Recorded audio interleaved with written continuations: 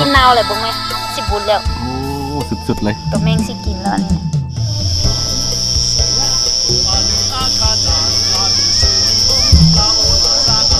เอาสิไปหาอีกพอดีว่าช่วงนี้เป็นหน้าฝนนะมันออกมาหาได้ที่ตักหลังคายมันแล้วเรียบร้อยแล้วเนาะตามแผนเนี่ยแต่ว่ามันเป็นไปบ่ได้ย้อนหยัง ยันว่าบ่มี บ่มีรถบ่มีไม่หยังสบายดีทุกคนที่กำลังติดตามมักซ้อมเนาะยินดีต้อนรับเข้าสู่ช่องอาคาน้อยมื้อนี้เฮาก็อยู่กับนี่ สาวครู ช่อง อาคายามี ช่องอาคายามีเนาะอย่าลืมเข้าไปกดติดตามช่วยเป็นกำลังใจให้เพิ่นเด้อมื้อนี้เฮาสิไปไสสักกู ไปเก็บเห็ด ไปเก็บเฮ็ดก็คือตากล้องเนาะตากล้องไม่เห็นเฮ็ดแล้วก็สิไปเก็บกันง่ายๆเนี่ยนี่ก็บรรยากาศยามแรงๆประมาณจักโมงตอนนี้ประมาณ 6 โมง 6 โมงครึ่งตอนแรงเลยทุกคนเด้อนี่ประมาณนี้แหละตอนนี้กับฝนหาเช้าพี่น้องเอ้ยมานี่หลายคนจะเห็นบรรยากาศคือหลายคนถามว่าเฮือนหรือว่าบ้านของเขาในสร้างไปทอดใส่แล้วบ่ได้สร้างตอนเนื่องจากว่าฝนตกแล้วก็ต้องรอให้แบบถมดินให้มันแน่นก่อนเนาะประมาณไทยเดือนไทยปีผลแล้วประมาณเดือนธันวาคมเลยจึงได้เฮ็ดตอนนี่สิพามาให้เบิ่งพี่ก่อนมา เขาบ่มีรถอีกบ่มีรถตากดี นี่ตะกล้องมาพี่นี่กลายเป็นป่าหมดแล้วทุกคนตอนแรกเขาคิดว่าเขาสิมีแต่เฮาสิได้มาอยู่แบบเปียวๆมาอยู่ป่าสุดท้ายมีชาวบ้านก็มาเฮ็ดเฮือนหมดสิมาเฮ็ดเฮือนหลายๆหลังแหละพี่นะนี่แหละยังเป็นป่าหมดเลยต้องรอให้ประมาณไทยปีอย่างที่เขาบอกประมาณเดือนธันวาเนาะเขาสิได้เริ่มเฮ็ดแหละตอนนี้ครับป่าแบบนี้ไว้ก่อนฝนเห็นบ่มาให้ตะกล้องอะไรอีเด่นยังไงอยู่นะ ถูกร่างบ่จะออม นี่เนาะจะเป็นป่าหมดคือ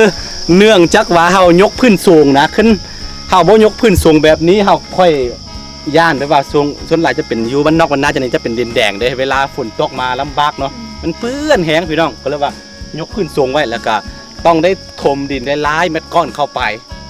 ปะให้มันแน่นก่อนจึงจะถมได้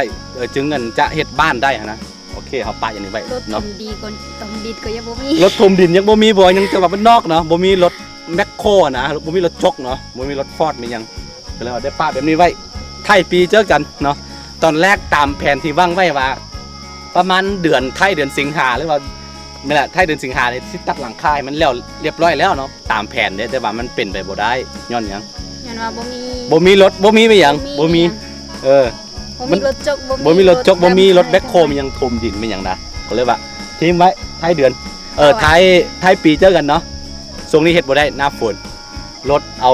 รถเข้ามีอาทิตย์แล้วนี้ไปจ้างให้เขาขุดเนาะไปจ้างให้ชาวบ้านเขาขุดเชื่อมาเอาดินพอกใส่นี้แต่ว่ารถคา แล้วก็ขึ้น มันเป็นดินแดงนี่พี่น้องเวลามีดินแบบเวลารถใหญ่มาเนาะมันจะยุบเข้านะไปบ่ได้ก็เลยว่าป้าให้แบบฮอตฤดูนั้นก็เนาะออกพรรษาแล้วพุ่นแล้วพุ่น ฤดูแดด ฤดูแดดนิดนึงเนาะฤดูแล้งค่อยเฮ็ดต่อโอเคตอนนี้บอกว่ายังสิไป เก็บเห็ด เก็บเฮ็ดกันมานี่ทั้งหลังก็จะเป็นบรรยากาศประมาณนี้ทุกคนอินเสิร์ตเบิ่งตะกล้องนี้ กันนี่ สุดยอด เมื่อก่อนอันนี้ก็จะเป็นปลาอันนี้จะเป็นปลาแต่ว่าชาวบ้านเขาซื้อมาเฮ็ดเฮือนที่แล้วทุกคนเพราะว่าจะเป็นดินเขาซื้อนะแล้วก็จะเป็นหลังสุดท้ายแล้วบนนี้เนาะไกลๆมันจะเป็นปลาหมดโอเคมาเก็บเห็ดนี่ทุกคนเห็ดมันออกเห็ดออกสุดยอดเห็นปะไม่ต้องเลยมันบอนที่เขาจูดแล้วก็มันขึ้นมาเห็นปะอันนี้ได้หมดเลยตาเหอะ อันที่เบื่อไหม นี่เมื่อกี้เด็กน้อยเขามายิงเอากระสุนเอาอันยางสติ๊กมายิงนกเราก็เห็นนี่เห็นบอลนี้กำลังออกโอ้ตะกล้องสุดยอดเลยมานี่อู้พี่ตะกล้องมานี่นะตัวนี้ตัวน้อยๆหนึ่งนี่เก็บเถอะปุ๊นี่อู้อันนี้เขาเอิ้นมาเฮ็ดหยังเฮ็ดปวก ปวกหรือว่าเห็ด คือบ้านเฮาแท้ๆเอิ้นเฮ็ดโคนเนี่ยเนาะแม่นบ่ แหม่ นั่นจะเป็นเฮ็ดโคนเฮ็ดปวกอะไรทุกคนแต่ว่าเฮ็ดปวกแท้ๆของลาวเนี่ยมันจะบ่เป็นแบบนี้เด้มันจะใหญ่กว่าแล้วก็มันจะหนากว่านี่โอ้ของแท้นี่ว่า ในยูหันก็มีนี่ ตะกองขึ้นไปทั้งพ้น ตะกงเย็บแตกแล้ว ตะกองเย็บแตกละนี่โอ้ตัวนี้นี่บูทแล้วนี่บ่แม่นบูทมักเว้าว่าบูทเว้ยมันหนาวมันเปื่อยมันละ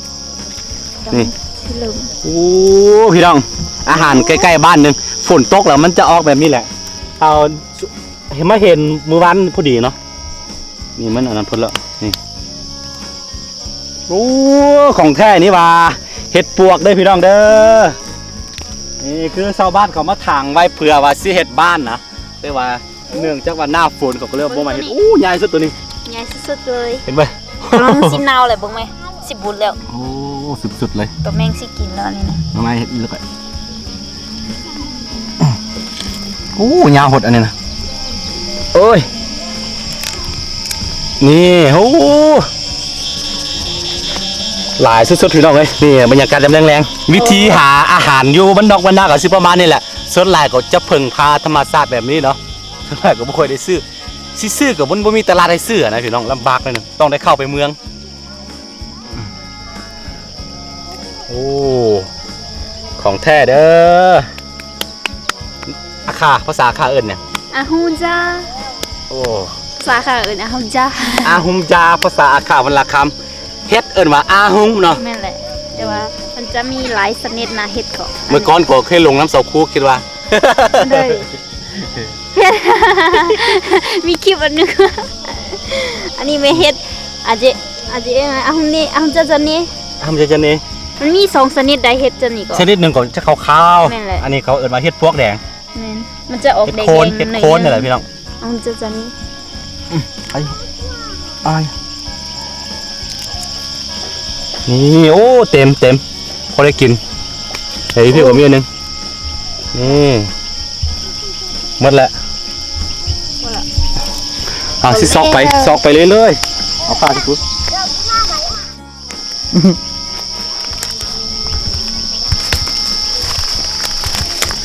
เอาสิหาไปเรื่อยๆบรรยากาศจำแรงๆ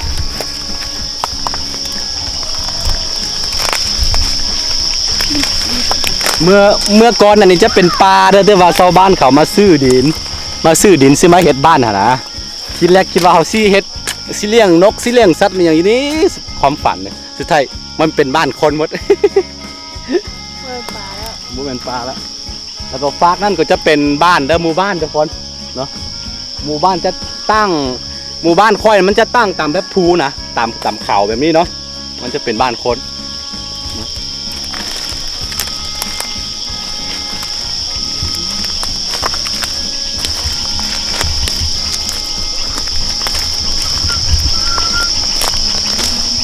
ตอนนี้ได้ยินเสียงตู้ชาวบ้านเขากำลังจัดปาร์ตี้มีอย่างสักอย่างนี่แหละ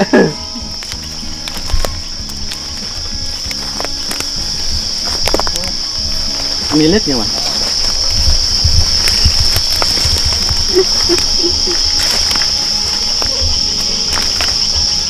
ตอนนี้ครับก็โลกได้นี่ชาวครูประมาณจักโลบอกว่าเขาละ 2 โลติบ่ บอกว่าประมาณโลไปนี่แหละทุกคน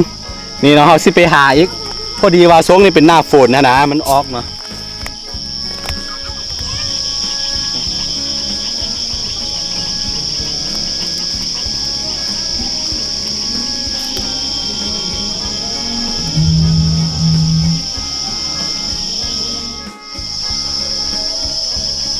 อ้าว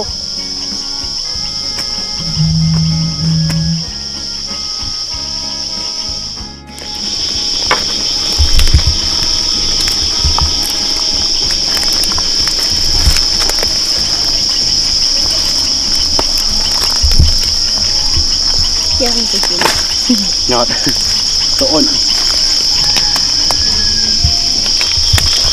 โอ้มีอันไม่ยันเกาะตัวยุงหลายบรรยากาศยามแรงๆแบบนี้ทุกคนหน้าฝนนี่มียุงหลายเด้อ นี่อันนี้ก็กินได้เกียงใส่เฮ็ด กินคือกันของแท้ก็นะ หรือเกียงใส่เฮ็ด เก็บยอดมีอ่ะบัวเห็นเอาซิไปเก็บเอาพักคุดนี่ตัวนี้ มันคือกุดยัง เขาเอิ้นพักอย่างนี่ถ้ากุนเดี๋ยวก็พักกุดเนี่ยทุกคนเขาซิเอาตัวนี้แกงใส่เฮ็ดปวกหรือว่าเฮ็ดโคนเท่านี้แหละมั้ยครับนี่ใส่นี่ แม่น ไอ้บุ้มแมนจะได้ บ่แม่นบ่แม่น เอ้า เบิ่งดีๆแม่มันเป็น เบิ่งดีๆแม่ สนิทอันนั้นได้ เออก็เดี๋ยว สนิทจังบ่ กิน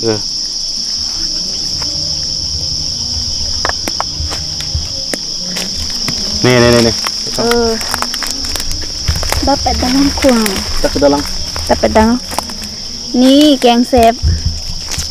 แกงใส่เห็ดแห้งแซ่บแกก็เอา พอแล้วนะดูสำนี้โอ้ตัวยุ่ง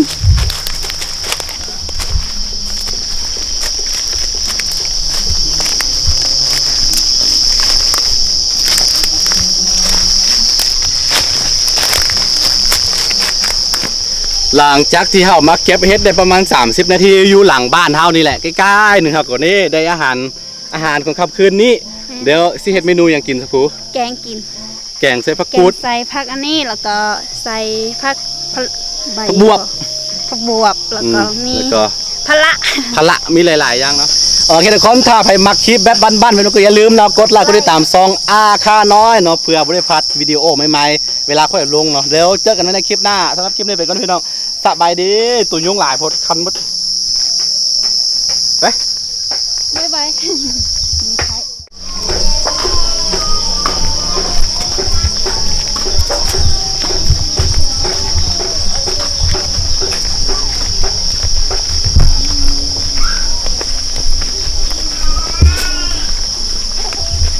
อันนี้ก็จะเป็นบรรยากาศบ้านเฮานะครับ จะเป็นประมาณนี้นะครับ นะครับ นะคะ